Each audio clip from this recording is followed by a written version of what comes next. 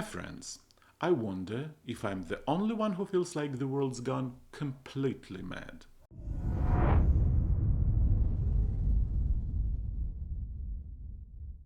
But today the news is entirely optimistic. British researchers have made an important step in fighting against a rare and severe disease, progeria, which causes rapid aging of the body in children.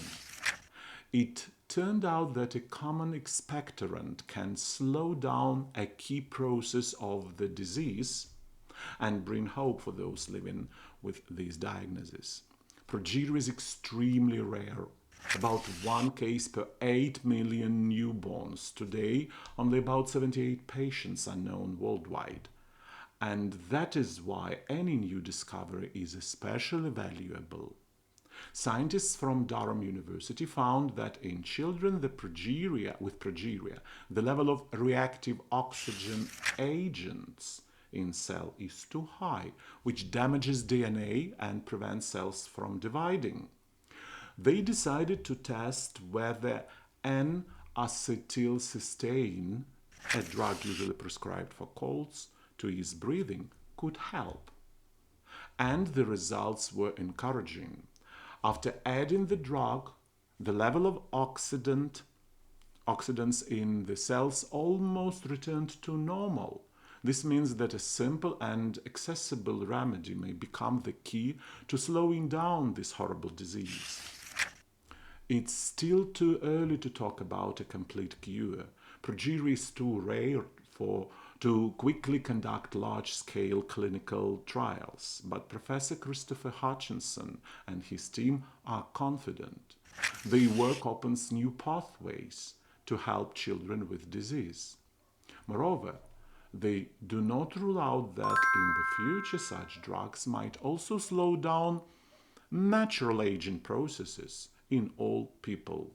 There is something very bright in this discovery. An ordinary remedy known for decades can now bring hope to children and their families. And perhaps it will become a step toward giving humanity more healthy and happy years of life.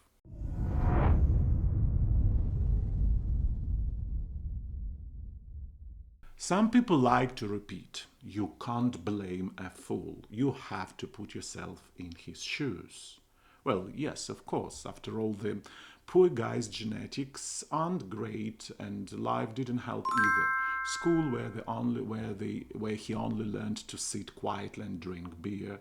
Then the army where he was taught the very same, and afterward a lifetime of reminiscing about school and the army over the same beer. Environment shapes a person, sure. Only for some reason, it shapes him into a form of a brick. Against his backdrop, a study published in magazine Science looks especially funny. It was called Manifestation of Individuality in Genetically Identical Mice. Scientists took 40 mice that were identical to the point of obscenity, like identical twins, even more identical.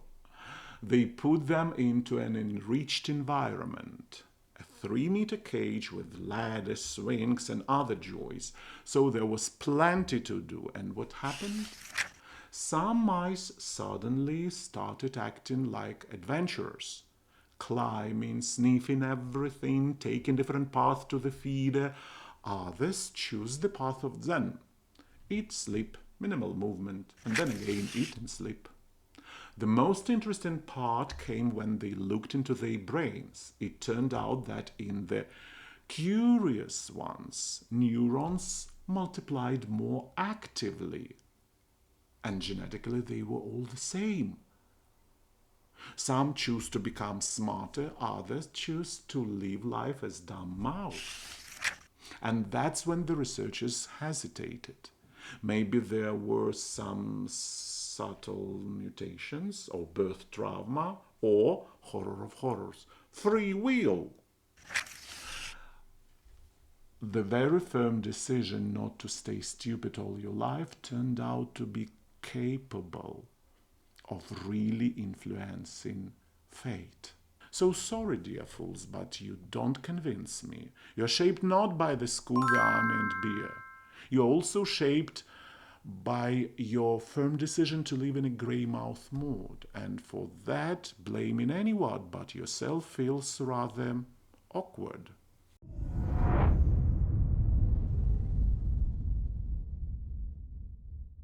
It turns out that you can park in the wrong place so spectacularly that the fine will reach not only you but also your distant ancestors, all the way back to antiquity.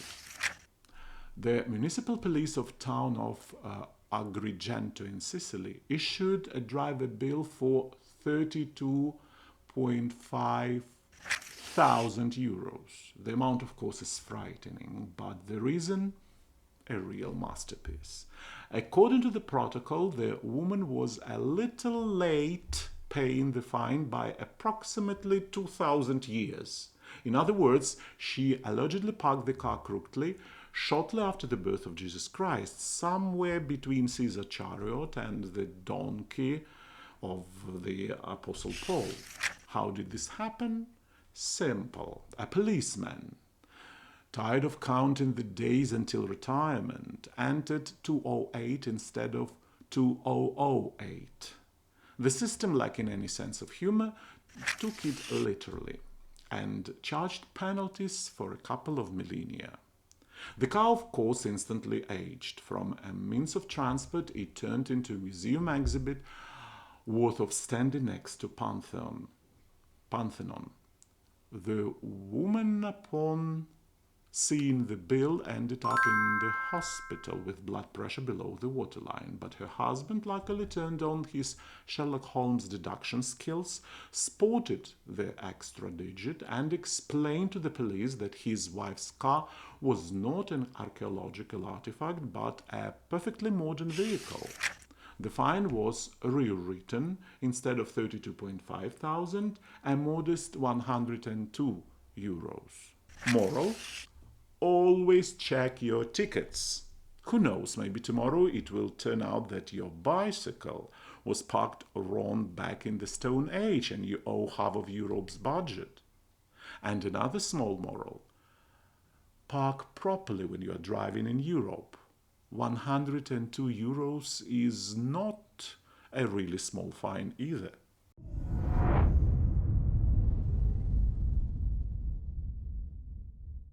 Have you ever wondered why human children grow up so slowly? In fact, more slowly than any other species in the animal kingdom before reaching adulthood. The easiest way to understand this is to compare how human offsprings grow with those of our closest relatives, chimpanzees. In adulthood, a male chimpanzee and a human man may weigh about the same, but the path to the number is completely different. A human child grows more slowly than the closest relatives in the primate world, and it is precisely in this slowness that the secret of the future strength lies. From early childhood, the human brain requires an incredible amount of energy. From around the age of 4 until adolescence, he literally drinks glucose, using almost twice as much as during other periods of life. For a small child's body, the brain is enormous and greedy for development. It demands half of all energy the child receives. The nature wisely slows down the body growth so that the brain has time to strengthen, build billions of connections, and become the tool that will give humanity its future. Yes, for chimpanzees and gorillas, everything happens faster. By the age of 10, they are almost adults. But it's precisely our slowness that allows children to be children. To explore the world, to learn, to play, to fill the neural networks with new experiences. After all, every extra synapse is another step toward understanding ourselves and the universe. It is as if nature says, Let the body wait. The most important thing now is to grow the soul and mind. And thanks to this, a child has time to laugh, to ask questions, to make discoveries, and to gradually become the very human being that evolution intended. What do you think about it? I'm really curious to hear your thoughts, my friends. Share them down in the comments. I'll be reading them all.